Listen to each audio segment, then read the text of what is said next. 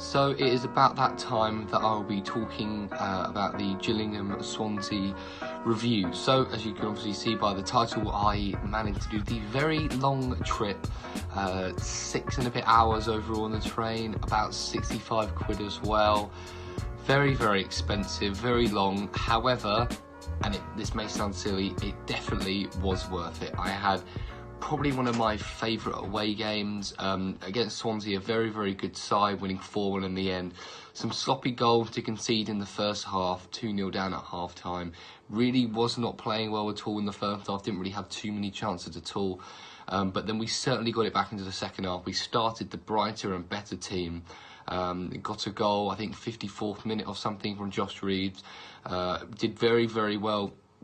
Elliot Liss working hard on the right-hand side, played it into Byrne with a cross into Reeves with a header sort of across, sort of in front of the keeper towards the front post.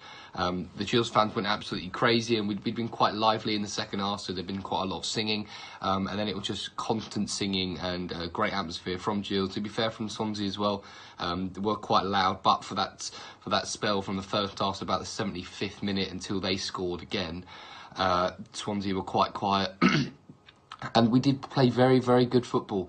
But then a wonder strike from one of their midfielders that they brought on, and then a goal at the end where we obviously committed too much forward, and they got a goal to finish the game off to lose 4-1. We did score, actually. I think Eves got a rebound in, which would have made it 3-2, but it was apparently offside. And I looked at the replay, I didn't really think so, but I'm not quite sure, but nonetheless, I think Swansea, yes, fully deserved to win the game. I don't want Swansea said on their Twitter it was easy for them, and sometimes I think maybe, but I don't think it was definitely not an easy game, because when we were back in it, they were worried and we were dominating.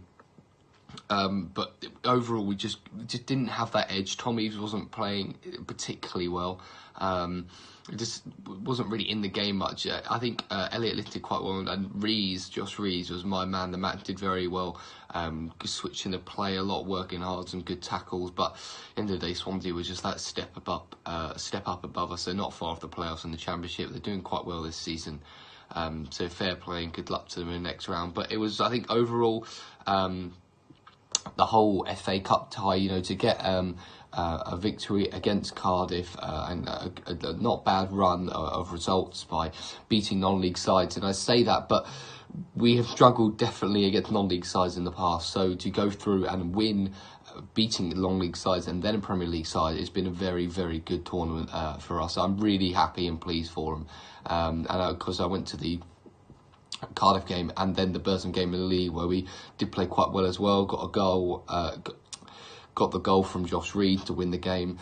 So you got another in this one. Walsall was just a complete blip. One of those games where everything goes out the window and you play nowhere near where you think you should do.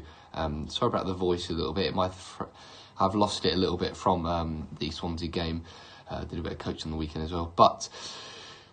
Great stadium, a really, really good atmosphere. I really enjoyed that, and overall it was a very good experience. I was very happy with it, and I loved the whole day out. Lots of singing. Obviously, Lovell for him to go back to his home team was good. Well done to Sam. Obviously, the commentary box derby and the Swansea beat Gillingham. Sort of as some would expect. To be fair, going into the game, I did think potentially, we might get something out of this. And I think I did believe we could have, and still during the game I thought, we can still get a draw out of this, but it was not to be in the end. So a fairly short review of this game, but me and Sam will be doing one together. So I thought, bit on this, bit on that. Don't want to overload you guys with information and repeat the same things. But yes, I managed to get a programme as well, which is soaking wet because the weather was horrendous, and my ticket got soaked as well. But thankfully, unlike the Gills away end, they do have a roof, which was nice, and that meant we weren't so cold. And just to say, I really like the Liberty Stadium. It's a great stadium. I think 15,000 in the air is not too bad, especially for a cup game. And when Swansea were singing, they were quite loud, and it showed some good support. It was a bit like when I went to the West Brom game, it was fairly consistent and constant throughout the game, which is what I like, and it's so much better when it's like that. I've been to some away games, like when we played Burton, they weren't very loud even when they were doing well. The likes of Oxford weren't very loud at all.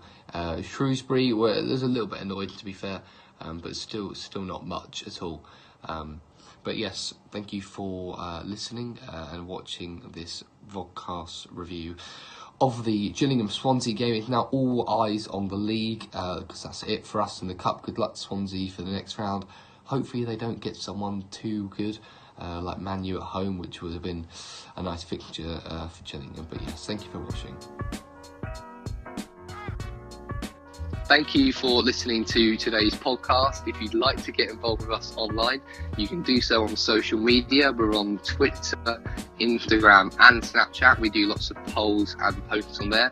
That is all under Box Commentary. And then secondly, if you'd like to listen to our podcasts on different websites and devices, you can do so on iTunes, Spreaker and YouTube. All of those are under the Commentary Box.